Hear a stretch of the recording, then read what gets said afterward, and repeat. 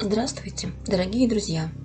В этом году исполняется 115 лет со дня рождения казахстанского писателя Ивана Петровича Шухова. Все его произведения пропитаны любовью к Казахстану, сопереживанием к судьбам отдельных людей и всего народа. Ведь именно познание родного края является вершиной историко-культурного наследия страны. Представляю вашему вниманию литературную встречу «Иван Шухов по страницам наследия». Родился 6 августа 1906 года в станице Пресновская Петропавловского уезда, которая была одним из звеньев казачьих поселений от Урала до Иртыша. Его предки поселились здесь вместе с другими русскими переселенцами. О жизни, службе, ментальности населения Пресновской станицы писали в своих очерках известные исследователи, историки, географы, российские офицеры, великие певцы казахского народа.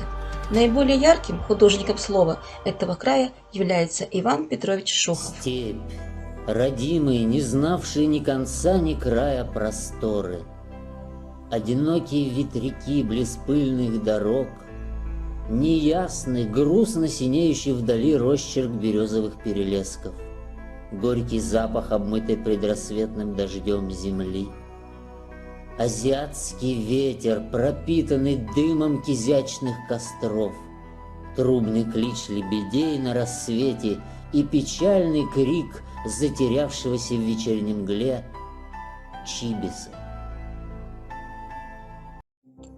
Впечатления детства, юности, опыт, накопленный во время журналистских поездок, проявились в романах молодого писателя «Горькая линия» и «Ненависть». Эти произведения были высоко оценены Максимом Горьким.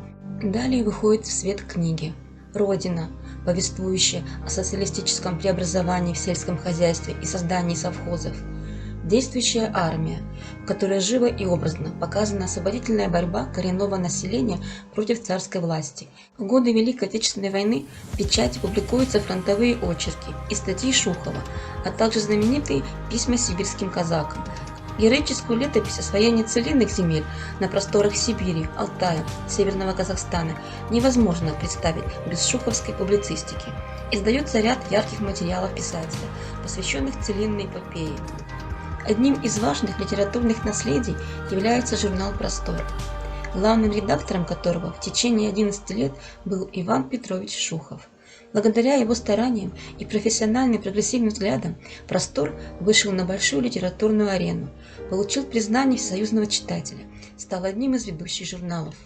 Он знакомил своих читателей с творчеством запрещенных в то время незаслуженно забытых поэтов Цветаевой, Мандельштама, печатал произведения Платонова, Булгакова, Паустовского, Каверина и многих других. Эти публикации зачастую вызывали недовольство критики и власти, ставили под удар главного редактора. Но для Шухова основным критерием для печатаемых произведений всегда являлся талант автора, его неординарность. Именно с этого журнала начали свою творческую деятельность многие казахстанские поэты и писатели. Иван Шухов уделял огромное внимание пропаганде и творчеству казахских литераторов, много работал над переводами на русский язык произведений Ауэзова, Муканова, Мусрепова, Мустафина. Одним из вершинных произведений позднего творчества Шухова стали его «Пресновские страницы». Огромный вклад Ивана Петровича Шухова в развитие литературы высоко оценен. Он награжден 2 орденами Трудового Красного Знамени, орденом Дружбы народов. На его родине есть литературно-мемориальный дом-музей, являющийся памятником истории и культуры.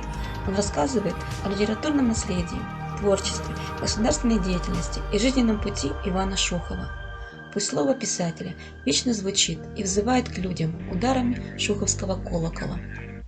Навеки полюбились нам и бескрайние ковыльные степи, и волнующий мягкий нежный рисунок смутно синеющих вдали березовых колков, и обнаженные вершины придорожных курганов, и трубный клич поднявшихся на рассвете с воды лебедей, и ослепительно сияющие под полуденным солнцем посолоневшие от жары озера.